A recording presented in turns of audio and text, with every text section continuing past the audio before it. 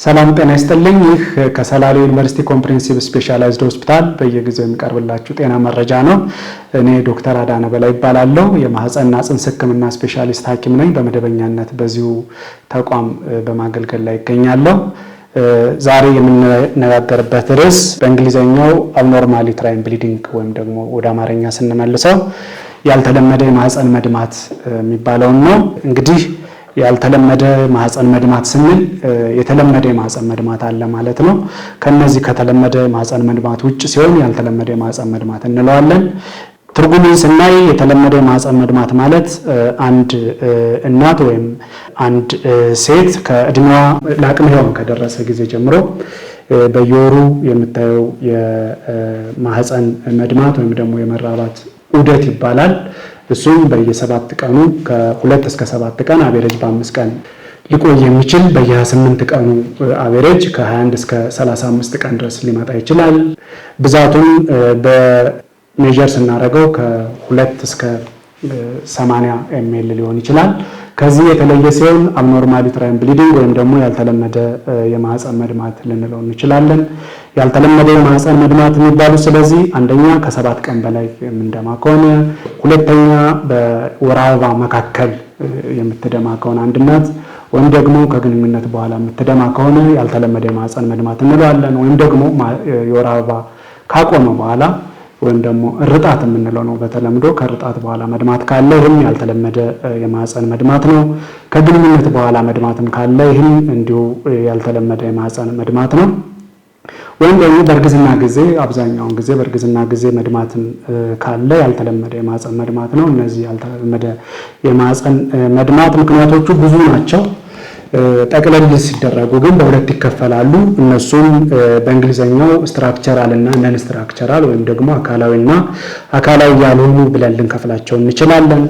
አካላዊ የሚባሉትን ፓልም እንላቸዋለን። ፓልም ወይም ደግሞ በእጃችን ፓልም መዳፍ ልንተረጉማቸው እንችላለን። ይሄ ፓልም የሚባለው አብሪቬሽን ነው ወይም ደግሞ ማህፀረ ቃል ነው። በእያንዳንዱ እንትን የራሱን የቻለ ምክንያት አለው።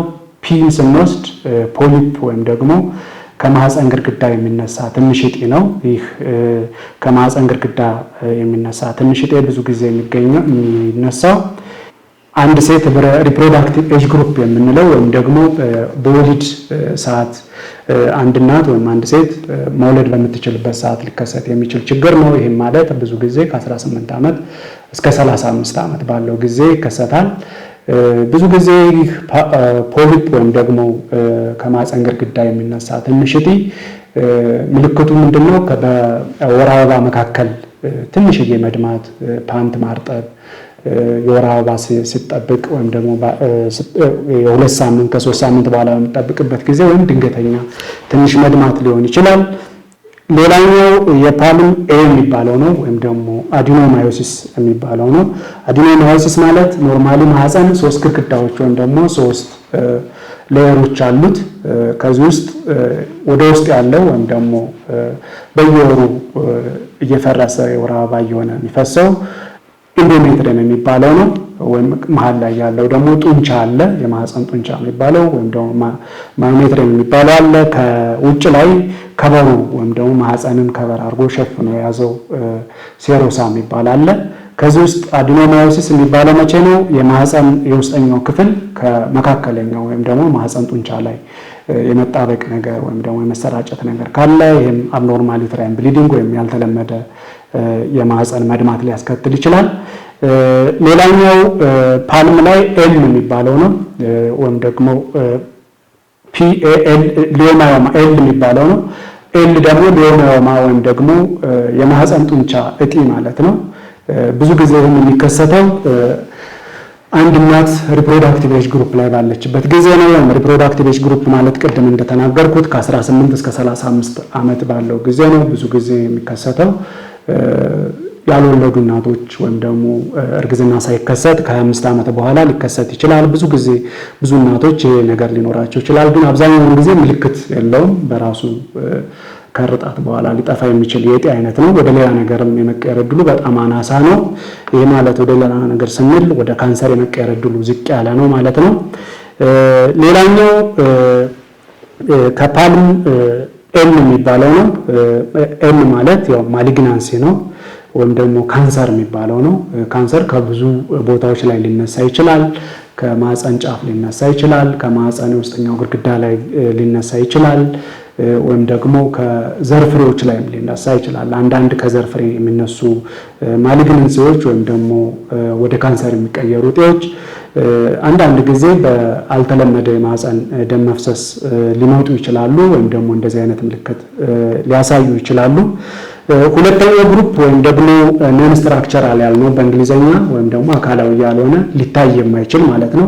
እነዚህ የመጀመሪያዎቹ ግሩፖች ሊታዩ የሚችሉ ናቸው። በአልትራሳውንድም ሊሆን ይችላል ወይም በሌላ ኢሜጂንግ ወይም ደግሞ በአይን ዳይሬክትሊ ሊታዩ የሚችሉ ስትራክቸራል ሊዥኖች ወይም ደግሞ አካላዊ ችግሮች ናቸው።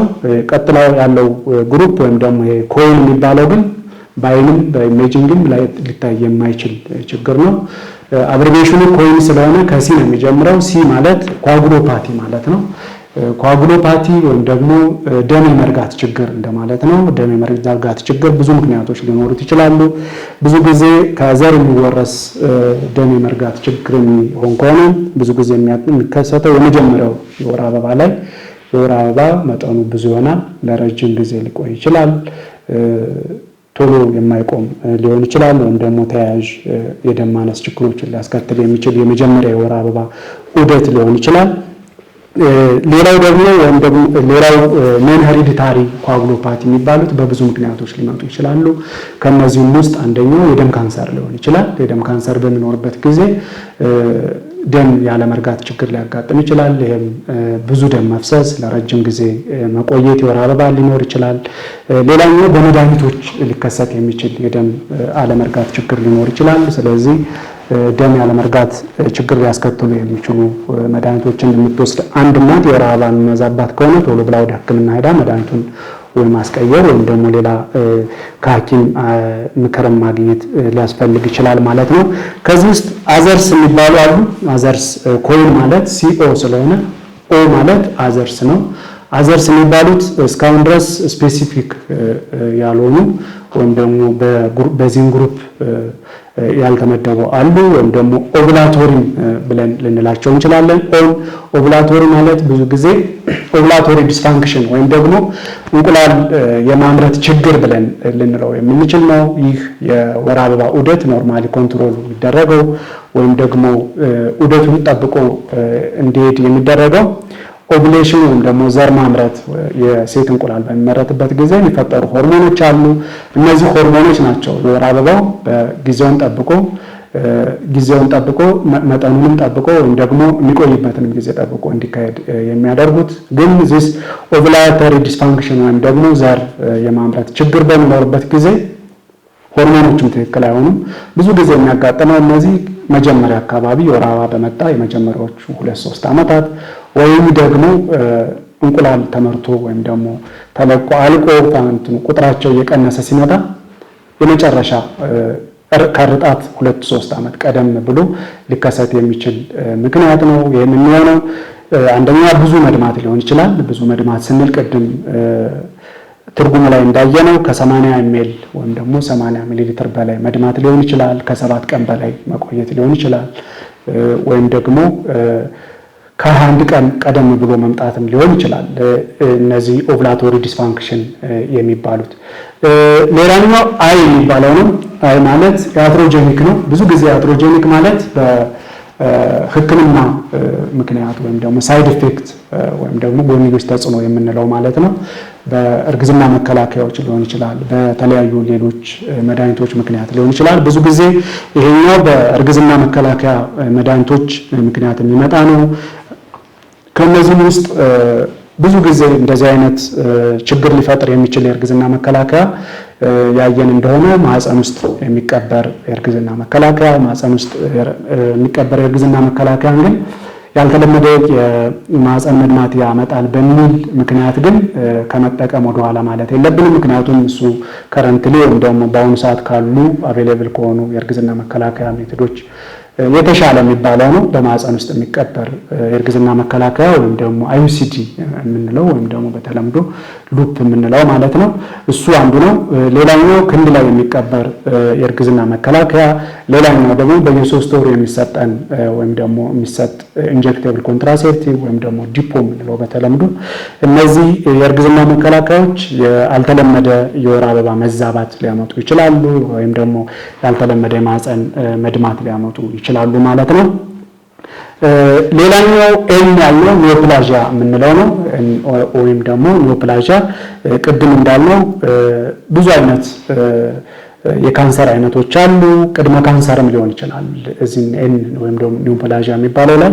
ከዚህ ውስጥ ቅድመ ሰርቫይካል ካንሰር የሚባለው አለ፣ ኢንዶሜትሪያል ሲ የሚባል አለ።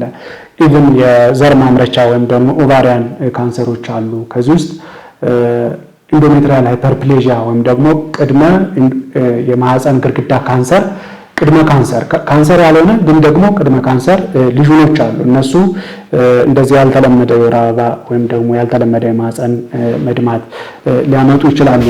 ብዙ በጥቂቱ ያው ምክንያቶቹን ለማየት ያህል እነዚህ ናቸው።